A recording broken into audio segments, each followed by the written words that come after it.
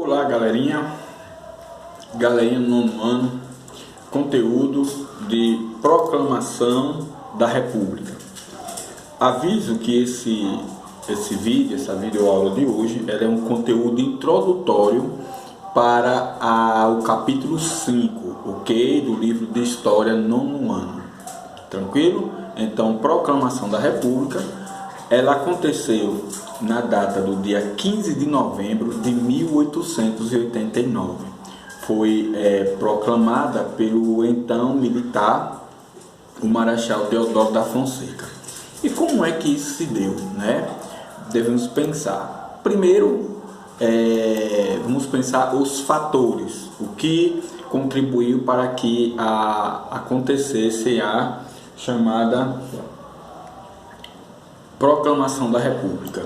Inicialmente, o quadro que vai desencadear a proclamação da República era então o sistema de governo político do Brasil naquela época, que era o Brasil chamado Brasil Monarquia, segundo reinado, que era no momento da crise o Brasil estava sendo governado pela princesa regente, a princesa Isabel, filha de Dom Pedro II.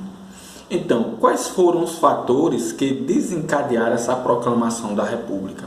Primeiro fator, o descontentamento, vamos olhando aqui para a tela, o descontentamento da elite cafeeira. O que é que significa? A elite cafeeira naquele momento estava descontente com o governo de Dom Pedro II, uma vez que ele tinha autorizado a sua filha a assinar a Lei Áurea no ano de 1888, 13 de maio, que era uma lei que libertava os escravos sem indenização para os seus proprietários, ok? Outro ponto, a questão de sucessão ao trono também estabilizava a monarquia no Brasil, uma vez que Dom Pedro mantinha uma disputa com o Conde D, que ele não confiava, que era o marido da princesa Isabel, ok? A questão religiosa, com o Papa Pio IX. O que foi a questão religiosa? Todos nós sabemos, ao estudar o segundo reinado, que a monarquia brasileira ela era uma monarquia teocrática. A religião estava dentro da estrutura do Estado. E aí o que é que vai acontecer? Aqui a Igreja Católica exercia no Brasil o padroado beneplácito. Quer dizer que ela era a padroeira do Brasil, mas o beneplácito, o benemérito, o benfeitor da igreja e protetor dela era Dom Pedro II. E a Igreja Católica jamais poderia tomar nenhuma decisão dentro do clero católico no Brasil sem antes consultar Dom Pedro. E o que é que vai acontecer? Naquele ano, 1889, na Itália, o Papa Pio IX ele entra em uma disputa contra o clero que era adepto da maçonaria, e ele expulsa todo e qualquer sacerdote que tivesse relações com a maçonaria. Nós sabemos que Dom Pedro, aqui no Brasil, ele era grão-mestre da Casa Maçônica do Brasil, ok? Fundada por José Bonifácio de Andrada e Silva. E o que é que consistia essa questão religiosa? O Papa Pio IX expulsa dos quadros da igreja todo e qualquer sacerdote ligado à maçonaria. O bispo de Olinda resolve acatar a ordem do Papa Pio IX, suspendendo todos os padres e bispos que tivessem ligação com a maçonaria. Dom Pedro toma as dores da maçonaria e desses sacerdotes e entra numa disputa proibindo que se suspendessem os sacerdotes católicos ligados aos maçons. Com isso, ele manda prender, no caso, o bispo de Olinda, certo? E logo depois ele rompe relações com a Igreja Católica, certo? Teve também a questão militar, com Antônio de Sena Madureira, que foi um tenente-coronel. O que foi a questão militar? Foi uma série de disputas certo? Entre a monarquia e o exército, ok? Onde os interesses do exército estavam em xeque. O início que vai desencadear essa questão vai ser a ação do Barão de Paranaguá, que tinha um projeto de que os militares deveriam contribuir para o Montepio Militar. O que era o Montepio? O Montepio era a Previdência, a Caixa de Previdência dos militares. E como os militares não pagavam, quem pagava era o Estado, eles agora não queriam, e novamente vem uma disputa contra o Estado monárquico brasileiro. A elite militar estava descontente e começa a abrir espaço para as ideias positivistas, pautadas também no apoio dos movimentos republicanos, que apoiavam a queda da monarquia no Brasil, certo? E, como acabei de dizer também, de comentar, de citar as ideias positivistas no exército, que já colaboravam para que criassem um espaço, que criassem um ambiente que conspiravam contra a monarquia em prol a proclamação da República, porque para os positivistas eles tinham a monarquia como sendo um modelo de governo que representava o atraso, certo? E a República era um modelo que representava a modernidade, ok? Ela queria colocar o Brasil nos tempos modernos. A ideia era de que o Brasil ainda era um país colonial, uma vez que tinha uma monarquia, ok? E era o único país nas Américas que era uma monarquia.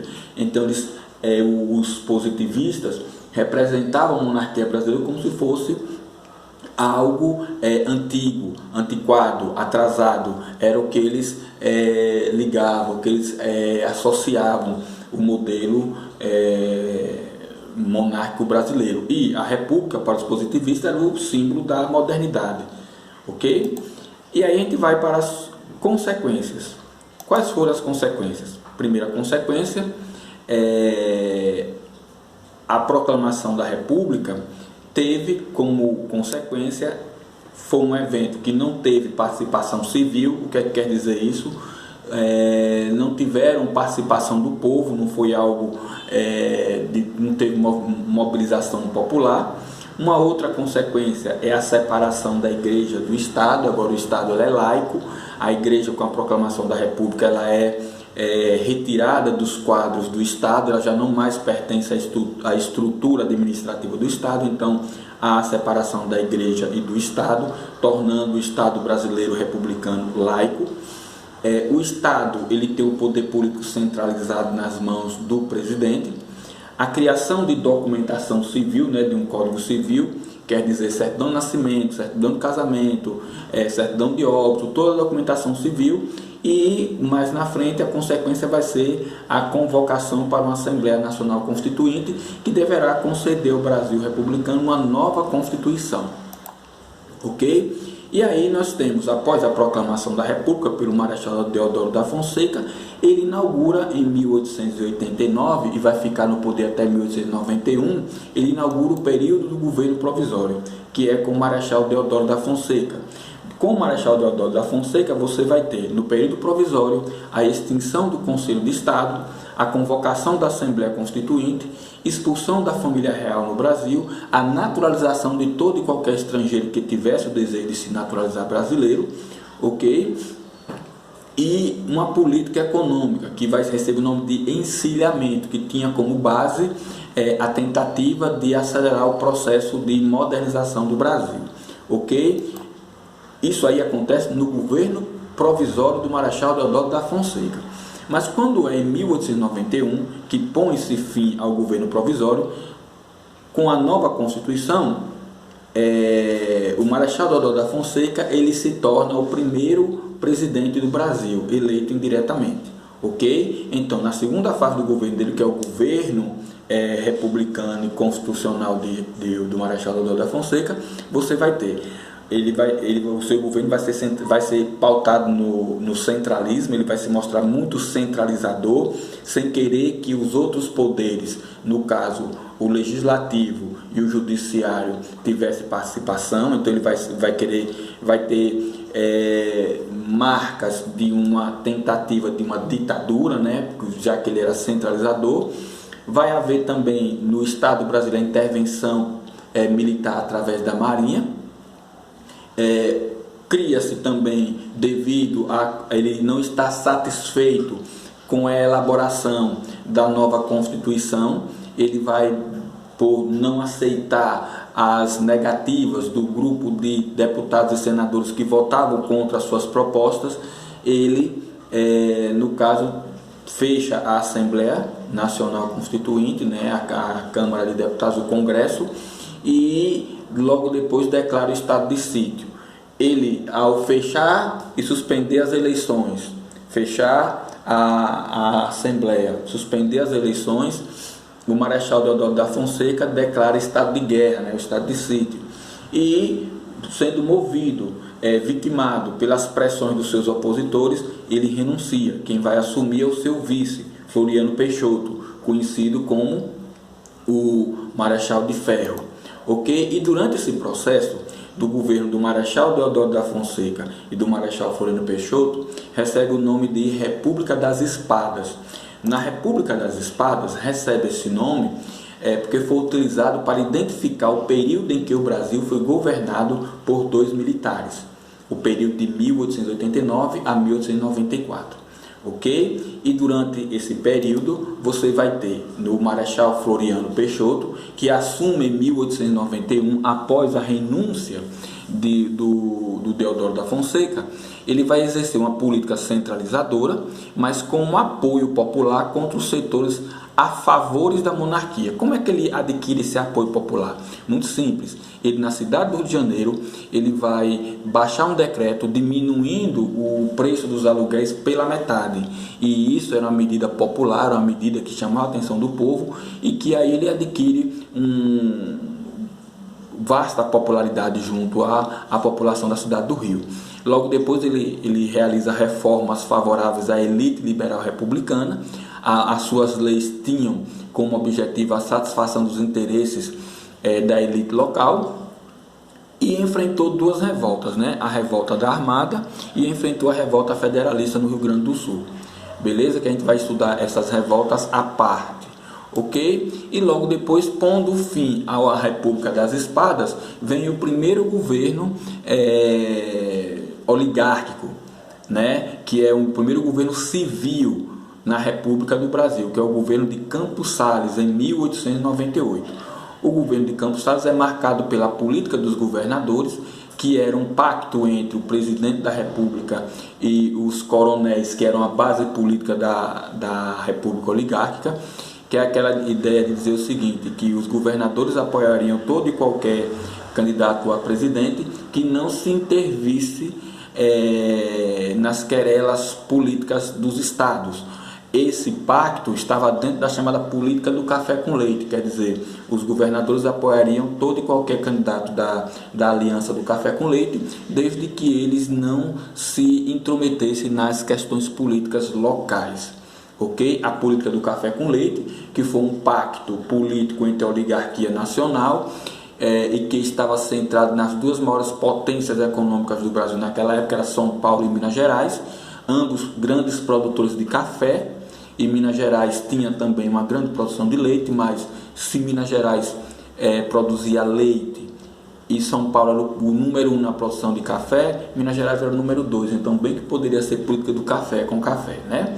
E aí depois você também vai ter o início da República das Oligarquias, que é quando as oligarquias cafeiras assumem a presidência da República, nesse pacto do café com leite, onde esses membros de Minas e São Paulo se revezavam a cada 5 anos na presidência da República.